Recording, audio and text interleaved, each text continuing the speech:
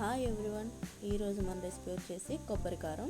ఈ కొబ్బరి కారం ఇడ్లీ, దోశ, ఈవినింగ్ స్నాక్స్, బోండా, గారె అలా చేస్తాం కదా, ఎందులోకైనా పర్ఫెక్ట్గా సెట్ అవుతుంది. అలాగే వేడివేడి అన్నంలో నెయ్యి వేసుకొని తిన్నా చాలా బాగుంటుంది. ముందుగా స్టవ్ ఆన్ చేసి ప్యాన్ పెట్టి 2 చుక్కలు ఆయిల్ వేసి ఫస్ట్ ఎండుమిరపకాయలు ఫ్రై చేసుకోవాలి. తర్వాత పచ్చిశనగపప్పు, మినపప్పు, ధనియాలు, జీలకర్ర వేసి ఫ్రై చేసుకోవాలి. ఈ ప్రాసెస్ మొత్తం మీడియం ఫ్లేమ్లోనే ఉండాలి, హై ఫ్లేమ్ పెడితే మాడిపోతాయి. ఇవి కొంచెం ఫ్రై అయిన తర్వాత కరివేపాకు కూడా యాడ్ చేసుకొని ఫ్రై చేసుకోవాలి.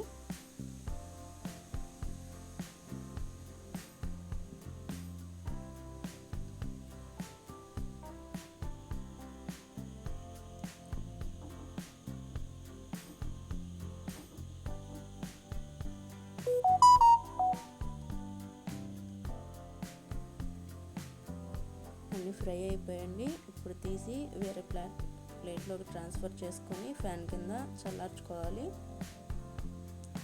చల్లారిన తర్వాత మిక్సీకి వేసుకోవాలి. కరివేపాకు ఇలా తుంచితే సౌండ్ వస్తుంది, ఇట్లా ముక్కలు కాగిపోవాలి.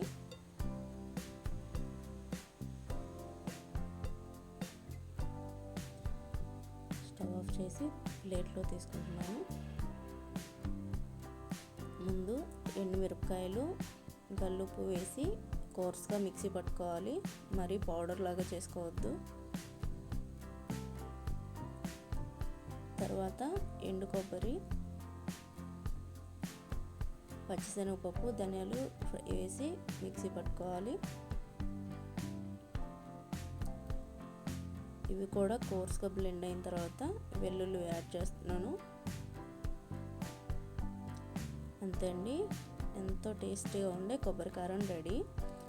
ప్లేట్లో తీసి వేడిగా ఉంటుంది కదా మిక్సీలో వేయడం వల్ల, తర్వాత గ్లాస్ జార్లోకి ట్రాన్స్ఫర్ చేసుకోండి.